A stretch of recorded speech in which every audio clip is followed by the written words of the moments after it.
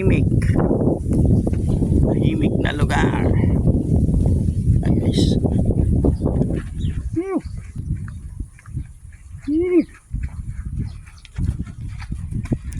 So guys, umpisa na naman doon.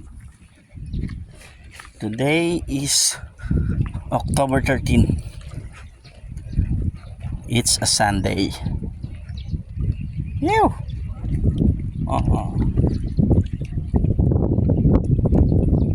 Nabili na ako ng fishing rod ko guys. Pupunta tayo doon, tsaka doon sa maliit na bato dyan, sa kabila niyan. Doon tayo nagpipishing dati. Inuwi ko na kasi yung fishing rod ko doon sa Pinas. Doon tayo na-fishing.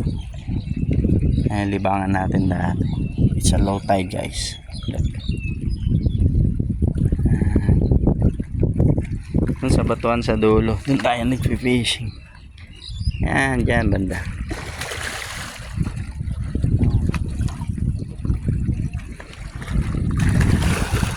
Kunti na siguro pahit tayo. Medyo bumabalik na yung alon. Yeah. Madumi ngayon ang dagat. Okay guys, thank you for watching. Cheers.